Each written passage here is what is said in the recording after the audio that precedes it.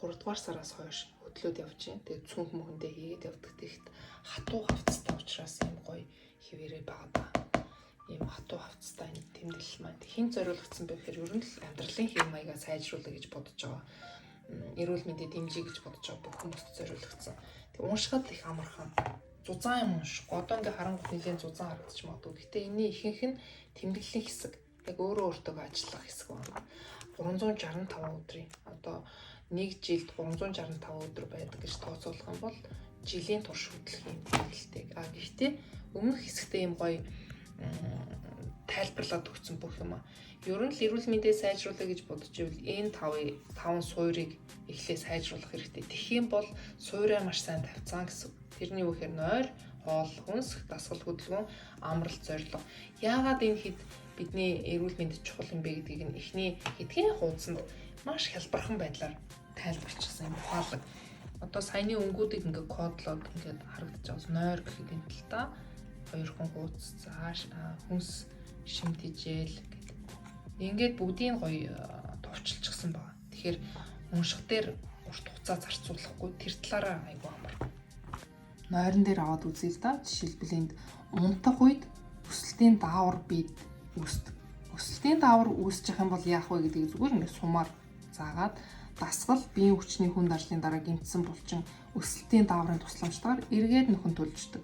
За ингээд нөхөн төлжүүл яах вэ гэдэг нь дараагийн үр дагавар нь байна тий. Булчингийн масс нэмэгдснээр амрах үеийн өөх шатах явц сайжирна гэдэг. Ингээд нэг одоо юмыг хэрэгжүүлэхэд жишээ нь нойроо сайжруулахаар яах юм. Тэгээд дараагийн ингээд үр дагавруудыг ийм амархан байдлаар тайлбарлчихсан.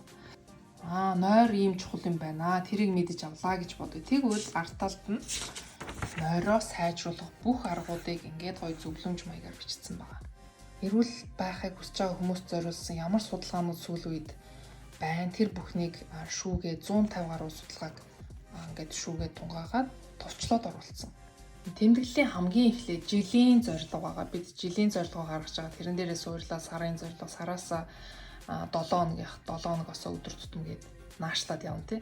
Тэгэхээр энд одоо жишээ нь жилдээ нойрон дээр ямар өөрчлөлт гаргамаар байгаа вэ гэдгийг энэ дээр бичиж болох юм. Хоол хүнсэн дээр жишээлбэл би энэ жил илүү их юу гэдгийг эслэг хангалттай авч чадахгүй учраас ер нь би өдөр болгон 25 г эслэг авахыг зорино гэх юм бол энэ дээр бичнэ. За дасгалын хувьд би ер нь хийж чадж байгаа бол энэ жил юу хиймээр байна. За би энэ жилдээ өдөр болгон шатаар өсч идэх юм бол ядаж би байнга суугаад байхгүй юм да гэж бодож ивэл энд бичнэ. За дандаа сууж ажилладаг хүмүүс дээшээгээ зогсоод бас ажиллаж болдог ширээтэй болоо гэж бодож ивэл энд бичиж болж байна. За амралтан дээр цаашдаа ер нь стрессээ бууруулахын тулд би энэ жилдээ ямар арга хэмжээ авах вэ гэдгийг энд бичнэ. Тэгээ хамгийн гоё нь шүү дээ. Бүх жишээг ингээд гоё жишээгээр харуулчихсан. Тэгэхээр жишээлбэл эргүүлээ шинээр одоо энд юм бичгтээ санаа төрөхгүй байгаа хүмүүс эндээс жишээ авчиж болно. Энд юу гэж байна? Амралт гэхээр сард нэг удаа ууланд алхах гэдэг ч юм уу тий.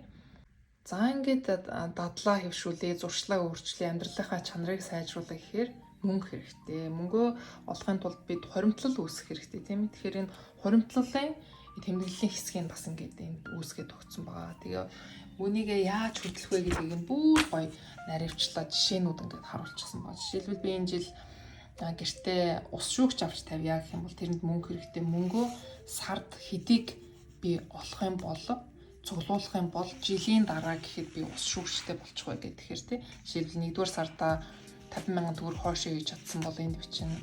2-р сарда чадаагүй, 3-р сарда 50,000 төгрөг хоош нь хийсэн гэж бодъё.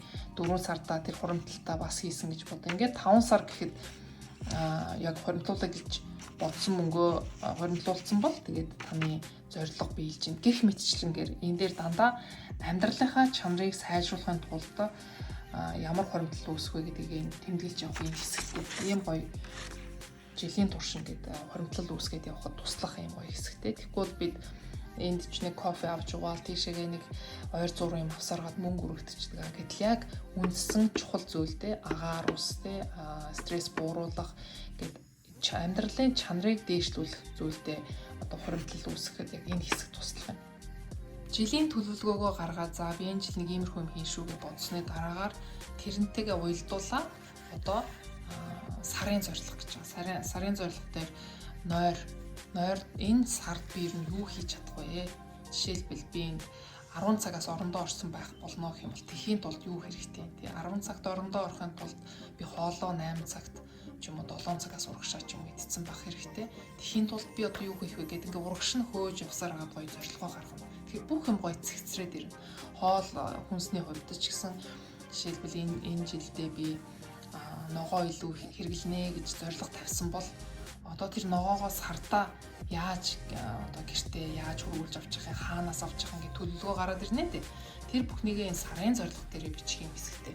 За бүх зорилго, бүх хуудас нь дандаа юм жишээтэй, маш гоё санаа, сэтэл өгөх жишээнээсээ харж агаад хүн бүхний мэдээж зорилго ондоо энд байгаатай адилхан байхгүй шүү дээ. Гэхдээ санаа төрөхгүй байгаа хүмүүстэй зориулаад ингээ гоё жишээ гаргачихсан. Тэгэхээр тэрийг энэ ингээ бичиж болно. Энэ тэмдэглэлийн бас нэг онцлог нь хизээч эхлүүлж болно. Жишээний дэвтрийг 6 дугаар сард худалдаж авлаа гэж бодоход 6 дугаар сараас эхлээл хөтлөж авчиж болно. Энд дээр ямар ч тоо заагдаагүй, сар заагдаагүй учраас тэгэхээр энд 12 сарын турш тэмдэглэлээ хөтлөх бүтэн жил гэсэн үг шүү дээ. Ийм гоё сарын тэмдэглэлийн хэсэгтэй. За үүний дараагаар өдрийн тэмдэглэл байгаа. Жилийн төлөвлөгөөнөөс сарын төлөвлөгөө сарынхаасаа одоо энэ өдрөөр нь сараа ингээ хуваагаа тэмдэглэн гэсэн үг. Жишээлбэл би 6 дугаар сард юу хийх вэ гэдгээ энэ дээр бичнэ. Одоо энэ дээр нь гаригаа бичнэ. Энэ талд нь одоо өдрүүдээ бичнэ. Тэгээд хойшоогоо энэ цэгэн тэмдэглэгээтэй учраас маш гоё юм урт зөндөө талбартай. Жишээлбэл энэ өдөр би нэгэнд тим ажил амжуулна гэсэн бол хойш нь ингээд энэ цэгэн зураасынхаа дагуу бичиж болно. Би яг энэ хэлбэрээр нэлээд олон жил тэмдэглэл хөтлөж байгаа байхгүй. Тэгээ хамгийн надад таалагдсан энэ цэгэн тэмдэглэгээ байдаг учраас энэ тэмдэглэл дээр энэ дизайныг сонгож хийсэн байна. 6 дугаар сарын тэмдэглэгээ энд сараа бичлээ, энд гаригуудаа бичлээ. Үүнээс хойшоогоо за жишээний лав гарагт 6-аас 8-аас 16 цагийн хооронд тайлангаа гарганаа. 4-р өдөр би охиныхоо төрсөн өдрөө тэмдэглэнэ. За хагасаа өдөр ууланд гарна. 10-нд номын сангийнхаа номыг буцаах ёстой гэд өдрүүдэд зоогоод ингээд дуртай юмудаа доош нь суруулаад бичье. Одоо тэмдэглэлийн хамгийн чухал хэсэг рүү оръё. Энд өдөр бүр тэмдэглэж явах юм хэсгүүд байгаа. Нийт 365 өдрийн тэмдэглэлээ. Энэ яг юм хөтчтэй гэсэн. Та энд хариулаад явна.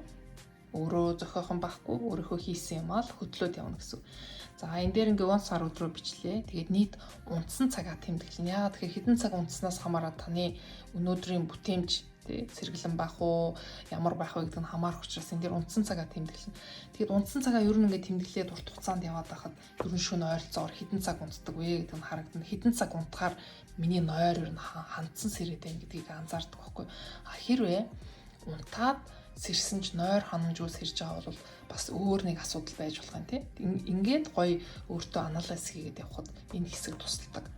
За энэ хэсэгтээ өчигдөр нэг хэдэн цаг унтсан, тиймэрхүү унтсан гэд энийг тэмдэглэлээ гэж бодъё. Сайн унтсан бол энэ гоё одуудаа 5 одоо ингээд будчихна, эсвэл дуулчихна тийм. Айгуу амархан цаг орохгүй. Бүх юм бэлэн учраас. За тэгээд дараа нь 12 цагийн завсрал авсан хэсгийг бичнэ.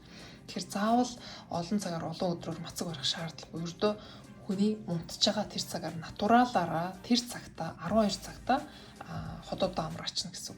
Чадсан бол энэ дээр тийм гэн, чадаагүй бол энэ дээр за маргааш хичээгээрэй гэдэг түлхэц зөксөн үг байна. Тэгэхээр бидэнд хүн болгон нэг сануулад байхгүй те юу хийхийг ингээд биччих юм бол харин хүн өөртөө сануулах тэр боломж нь бүрдэж байгаа. Ингээд хоол хүнсний тэмдэглэлийн хэсэг орж ирж байна. Би өчигдөр өглөөнийхөө цайндаа юу идлээ явуулаа. Өдрийн хоолндоо яалаа, оройн хоолндоо яалаа. 100 снэкэнд юм ицсэн билүү. Хүн амархан мартчихдаг юу гэдэж ууснага. Яг ингэ бичээд харахаар би одоо ийм юм идэж уусан юм байж тэгээд юу боддоор хоолтой харж чаддаг.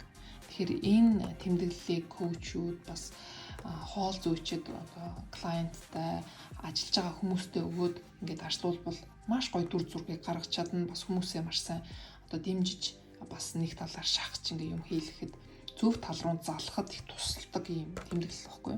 За тэгээд эслэг яагаад авах хэрэгтэй юм бэ гэдгийг мэдээж энэ уртлын хэсгээс харж байна тийм. Уртлын хэсгээр сайхан тодорхойлоод бичсэн байгаа. Тэгэхээр өдөрт ер нь 30 төрлийн ургамлын гаралтай хоол хүнс, ногоо, жимсгэн, үр тэгээд самар, шош эндээс авч чадчихвэл бидний ашигтай бичил бэлтүүдэд ашигтай тий. Тэгэхээр энд жишээлбэл нэг өдөр 5 төрлийн ногоо их бага нь хамаагүй тий 5 төрлийнхийг идэж чадсан бол 5 луван дугуйлна хөөрхөн багц. Ингээд хөөрхөн лувангаар дүрсэлчихсэн. За тэгээд мэдээж эрүүл мэндийн хамгийн чухал суурь нь шингэнээ нөхөх шүү. Тэгээ өдөр түн 6-аас 8 аяг ус авч явах хэрэгтэй. Тэрийгэ уусна уугүй гэдгийг өстой гой сануулж өгдөг. Би энэ дэвтрийг хөтгснөөсөө хойш ерөөсөө шингэнээ хангалттай нөхдөг болсон. Тэгэхээр шингэнээ хангалттай нөхснөрөө төвлөрөл сайжирдаг, анхаарал сайжирдаг, олон талын ач холбогдолтой. Үүний дараа бидний бүгдээрнгийнх нь мэддэг тэгсэн мөртлөө хэрэгжүүлдэг нэг юм байгаа. Тэр бол дасгал хөдөлгөөн. Дасгал хөдөлгөөн дээр бас их гоё түлхэц болно. Галтгоондоо цайгаа чанжахтаа тэр зурааныг сүний ачихтаа эндээ бичиж чинь үшээ би нэрээ би хөдлөх хэрэгтэй шүү дээ. Өнөөдөр ч ингээ суудсан байж тэгээд хүн энийг уншихаараа өөртөө сануулдаг байхгүй. Дасгалаа хийж чадаагүй бол маргааш хичээгээрээ гэх хөрхөн ийм зурагтай. Яг энэ зураг дизайныг сонгох гэж бид нэлээд их цаг алдсан. Тэгээ хамгийн сүүлд нь энэ дээр тогтсон байгаа гэд дэмжиж байгаа гоё од ингээд оч үсэрч байгаа ийм гоё эмблемийг сонгосон байгаа. За энэ бас хэтэрхийх ажилдаг workaholic гэж хэлдэг тий. Одоо ажилдаа бүх амьдралаа зориулчихсан тэгээ амралтаа зохицуулж чаддаг хүмүүс. Энэ их чухал. Алжаал тайлах хормоо ердөө 3 минутаас эхэлнэ шүү дээ. Тэгээд 3 минут хүн өдөрт өөртөө зориулаад нэг амс хийчихэд байх юм бол энэ гоё дадал болоо суучин. Ингээд улмаар цаашаа 20 минутын завсарлага авч чадвал бүр сайн.